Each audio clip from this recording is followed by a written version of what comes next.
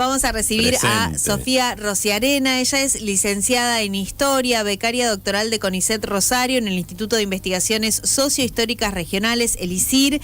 Está aquí con nosotros porque, entre otras cosas, obtuvo hace un tiempo un premio para jóvenes sobresalientes por su trabajo de investigación sobre la participación de las mujeres en los espacios rurales tradicionalmente ocupados por varones y muchas veces, o la mayoría, invisibilizados por los relatos históricos. Así que nos interesaba charlar acerca de este tema y por eso la hemos invitado a Sofía. ¿Cómo andás, Sofía? Hola, ¿qué buenos tal? días. Un gusto, buenos días a todos y buenos días también a la audiencia. Bueno, así que un placer. Estábamos, lo del premio fue ¿cuándo? Eso fue a finales de noviembre, el 27 de noviembre, en realidad a mí fue la ceremonia de premiación o de distinción y fue un premio que en realidad me tomó también bastante por sorpresa porque eran diferentes categorías, se premiaban a chicos, a jóvenes, mejor dicho, entre los 18 y 40 años y dentro de esas categorías había algunas que por ahí se vinculaban a lo que uno hace laboral y profesionalmente, que es justamente la investigación académica. Ahora bien, ese premio, yo por ahí digo, me tomó un poco por sorpresa también porque en realidad se da en un contexto donde por ahí las ciencias sociales vienen, el sistema científico en general viene siendo bastante cuestionado y está muy puesto en tela de juicio. Y que en esa categoría se premia además una investigación vinculada por ahí con las ciencias sociales y con las humanidades, realmente, por eso digo, la sorpresa fue como mucho más, fue mayor todavía que se dé en este contexto tan particular. Y se disfruta más, por lo tanto el premio, uno se pone más contento, digo, con este reconocimiento, porque se está reconociendo las ciencias sociales, que es tu métier también, ¿no? Exacto, además por ahí, bueno, si bien siempre es lindo este tipo de distinciones, quienes nos movemos dentro del mundo académico, a veces sucede que uno se termina moviendo dentro de un círculo bastante endogámico, donde uno se presenta a congresos, a diferentes actividades y jornadas, pero donde somos siempre más o menos el mismo público. Entonces, el hecho de que por ahí la investigación haya sido evaluada por un grupo totalmente ajeno al círculo donde habitualmente me muevo, fue también mucho más grato y además eso es como que a uno le permite tener un correlato de, bueno, cómo impacta en el territorio. Eso, porque en esto de que las ciencias sociales se cuestionan, uno llega... Hay un momento donde vos mismo decís, bueno, ¿qué impacto está teniendo mi investigación?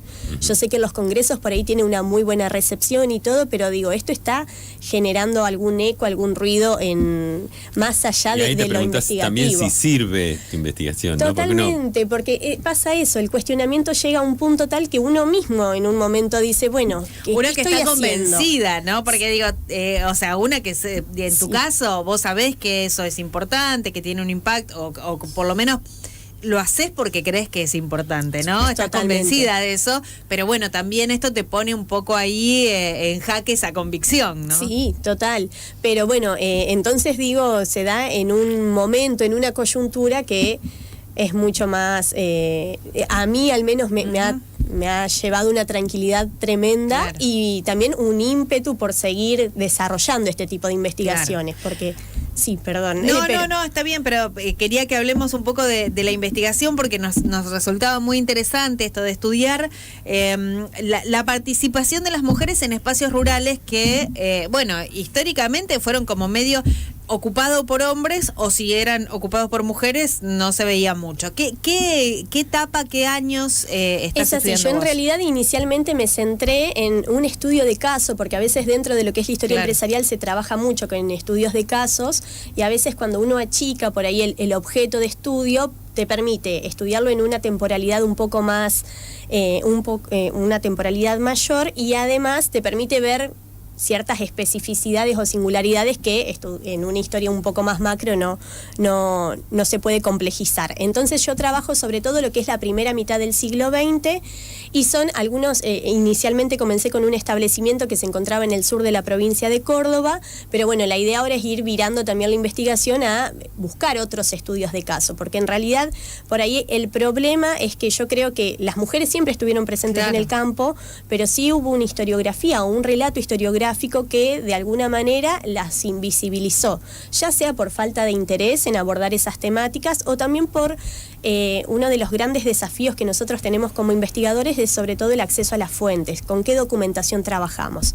Y yo cuando me acerco a este primer establecimiento, que es el del sur de Córdoba, que es una cabaña que se llamaba Cabaña Tuyutí, en realidad lo hago más acercándome desde la historia social y no tanto de la historia económica, porque hay también algunos factores familiares que me han llevado, obviamente que todo recorte que uno hace es subjetivo y está impregnado de nuestra propia subjetividad, y lo que me llevó a estudiar esa estancia en particular es que mis abuelas habían vivido, tanto mis abuelas mi abuela materna como paterna habían vivido en ese establecimiento, y a mí me sorprendía que ellas hablaban de la década del 50 y de la década del 60, mencionando que había condesas en el sur de Córdoba. Entonces por eso digo, primero me acerco desde la historia social y después empiezo a ver que no solo ostentaban un título nobiliario, y bueno, y eso también ahí han implementado ciertas estrategias de legitimidad en torno a ese título. Córdoba, o sea, esas mujeres que estaban al frente de esa estancia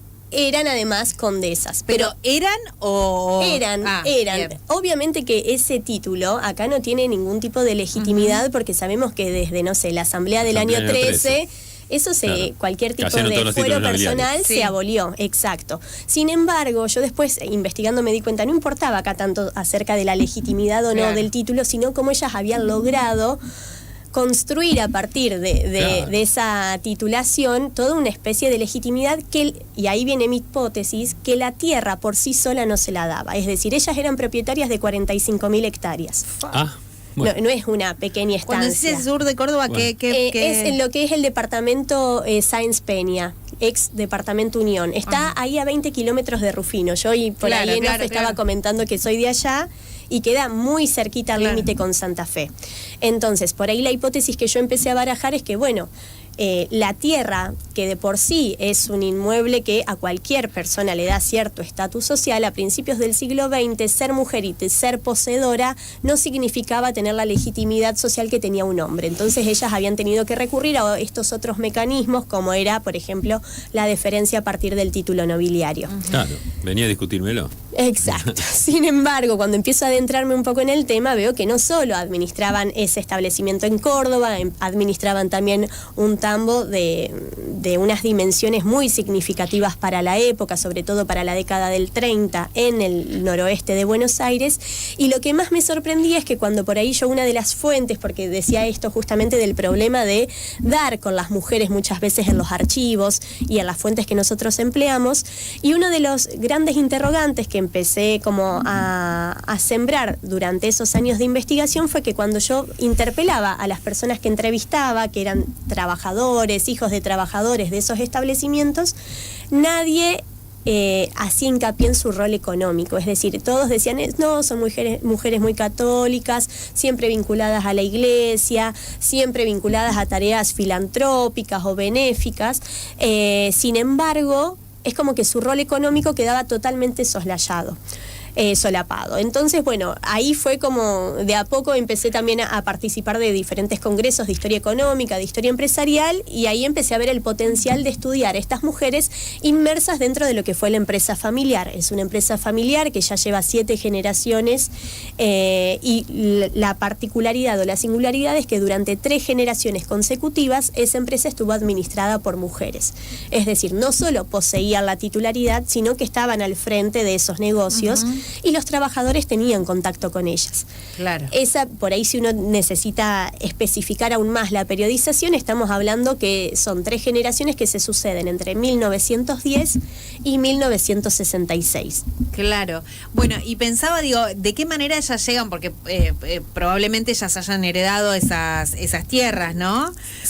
Digo, ¿cómo es ese paso de que, no sé si pudiste indagar en eso, pero digo, en muchos casos, incluso sobre todo en esas épocas, con mujeres que heredaban, terminaban administrando los maridos. Totalmente. ¿no? O las parejas, o digo, ¿qué pasó ahí? Si pudiste indagar en cómo se da ese paso, si ellas lo definen, si tienen que pelearla un poco a esa batalla. En primer lugar, eso, quiero aclarar, no solo era una práctica consuetudinaria la de que vos heredabas y te lo administraba el marido, claro, sino que también estaba establecido normativamente. El Código Civil, hasta 1926, que se va a reformular, hasta ese momento establecía que la mujer casada era incompetente para administrar sus propios bienes. Por lo tanto, esa administración recaía en los esposos.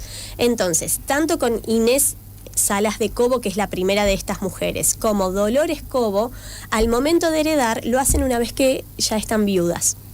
Bien. Pese a que la tierra siempre perteneció a la línea materna, es decir, las hectáreas pertenecían a Inés Salas de Cobo, pero mientras vivió su esposo, Juan Cobo Lavalle, ella no pudo administrar nada. Claro. Tuvo que aguardar a 1910 y es justamente la condición de viudez la que reposiciona a la mujer en el espacio público y les da márgenes de autonomía que de otra forma no los tenían. Porque, por eso digo, no solo es una cuestión de una práctica informal o que se iba llevando adelante en las distintas familias, de esto de que los varones eran quienes acompañaban al padre en estas tareas, sino que además había una normativa que no permitía. No les permitía poder estar al mando de esos negocios. Esto se va a modificar en 1926. Entonces ya la tercera de estas gestiones que heredan en 1943 ya puede heredar estando casada. Y en ese sentido también, por ejemplo, hay otro caso de una mujer también en Córdoba, Adelia María, que ella va a heredar 220.000 hectáreas cuando el marido fallece. Qué bien. Obviamente que si uno busca a lo mejor referencias sobre su participación en la vida social, siempre vienen del lado de la beneficencia. Claro. Sobre todo si uno busca en prensa, que era la imagen que justamente era el mandato cultural de la época y era lo que la prensa, no sé, el semanario Caras y Caretas retrataba en ese momento. Sin embargo, también es muy interesante analizar, y estoy un poco en ese camino ahora, cómo también hubo por parte de los varones de las familias, se implementaron determinadas estrategias para poder formalizar o para poder lograr que la justicia dictamine la incapacidad de las mujeres solteras o de las mujeres viudas. ¿Y cómo lo hacían? A través de la insania. Es decir, hubo muchas mujeres propietarias que tuvieron que enfrentarse a juicios de insania que han sido comenzados o iniciados, mejor dicho, por sus hermanos o por sus sobrinos, para justamente desposeerlas de la administración de bienes, porque en este sentido la mujer soltera o la mujer viuda tenía un margen de autonomía mayor que el de la mujer casada. Entonces también es interesante ver eso, cómo las mujeres lograron sortear de algún modo estos limitantes que el mismo código les establecía a partir de la condición de viudez. Entonces, a ver, el caso de Dolores Cobo o de Inés Salas de Cobo, si bien parece, o inicialmente cuando uno se acerca parece paradigmático, porque no hay muchos estudios que las ubiquen a estas mujeres en posiciones de liderazgo, la realidad es que todos los propietarios varones o la gran mayoría de propietarios varones tenían esposas y en algún momento ellas heredaron. Entonces el tema está en ver nosotros desde nuestra propia historiografía cómo abordamos esa cuestión, porque yo creo que es un tema que está, al menos en lo que es la historia empresarial, está en agenda ya hace un tiempo, pero ahí vuelvo a lo mismo, a la dificultad de encontrar estas mujeres en los archivos. Claro, qué interesante esto que decís, digo, en función de cómo aún pudiendo se las invisibilizaba más, digo, porque cuando ya ellas podían hacerse de un poder de mando de algo, bueno, esto de las insanías y demás que terminaban, ¿no?, dejándolas afuera de la parte, porque también pensaba esto, digo, bueno, esas mujeres estaban, porque de hecho si después podían hacerse cargo cuando los maridos fallecían, podían hacerse cargo y llevar adelante, digamos, esas estancias, evidentemente conocían el trabajo y estaban ya previamente cuando estaban los maridos, ¿no? Pero cómo Exacto. Se las sí. neutralizaba en un punto para no poder hacerlo, ¿no?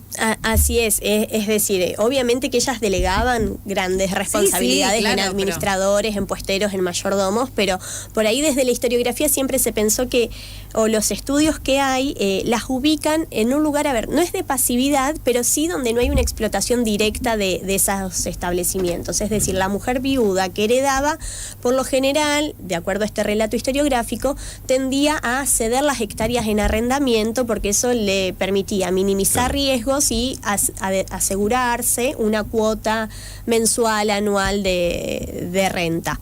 Sin embargo, sí, eso es una estrategia económica y es sumamente válida, pero también ha habido otras mujeres que no decidieron ceder todo en arrendamiento y sí hacerse cargo de esos establecimientos, y yo creo que ahí también lo que se da es como una necesidad de seguir perpetuando ese legado familiar. Me parece que sí hay algunas cuestiones más atravesadas por el género y cómo la mujer, sobre todo de principios del siglo XX, fue puesta en este lugar de que, bueno, es quien preserva el legado de la familia. Entonces, también, por ejemplo, si uno analiza a lo mejor, no sé, las las decisiones económicas que tomó Añese, o que tomó Dolores, o que tomó Inés, muchas están vinculadas con eso, porque a lo mejor en una coyuntura donde la mayoría de empresarios rurales tendía a diversificar actividades, ellas seguían apostando a lo que era el refinamiento del ganado Hereford. Y eso está más, para mí, más vinculado a esto de perpetuar el legado familiar que a una decisión enteramente económica. Por eso digo, hay decisiones económicas atravesadas por el género. Claro. Sofía, bueno, resulta muy interesante y hay unos mensajes que queremos compartir antes de despedirnos, porque ya estamos cerrando el programa. Bien. Dice que un oyente dice que le interesa mucho el tema que investiga Sofía. Dice, ¿hay algún libro publicado o bibliografía de este tema que puedas compartir, que te parezca que hay? Sí, a ver, de la que vos a lo mejor estuviste viendo. Por ahí hay muchos trabajos, por ejemplo, estoy pensando de Selva Olmos, son artículos que están en revistas académicas, pero casi todas de libre acceso, o sea que uno lo puede googlear tranquilamente. Hay uno de Selva Olmos donde ella estudia justamente de qué manera estas mujeres, o de qué forma, mejor dicho, se ponían en marcha mecanismos informales en lo que era la transmisión patrimonial, donde las familias, a lo mejor el patriarca de la familia en vida ya le cedía a los hijos varones las propiedades rurales y a las mujeres las compensaba con joyas, obras de arte o un inmueble urbano. Hay otros estudios que por ahí a lo mejor no lo hacen desde una perspectiva de género, pero están muy vinculados a familias empresarias o a familias terratenientes. Pienso en los trabajos de Andrea Reguera sobre, por ejemplo, los Cenillosas. Después están los trabajos de Roy Ora, Andrea Reguera sobre los Santa Marina y Roy Ora sobre los Cenillosas. Entonces ahí uno puede ir viendo cómo aparecen mujeres dentro de estos grupos familiares y cuáles son los roles que se les van asignando. Bien, y después seguramente esperaremos el libro de Sofía también cuando esté la investigación. Artículos míos hay también, así que pueden googlear, no hay ningún inconveniente. Bueno, y acá dice, Bunge Bor, nunca fueron dos familias, Bor fue el esposo de una de las hijas, nos dice un oyente. Sí. Bueno, Sofía, te agradecemos que hayas pasado por acá, la verdad es que nos gustó mucho conocer un poco más acerca de esta investigación y seguramente cuando ya vayas avanzando nuevamente podemos hablar. Nos volvemos a encontrar, por supuesto. Gracias a ustedes por el espacio y bueno, y gracias a toda la audiencia también. Gracias.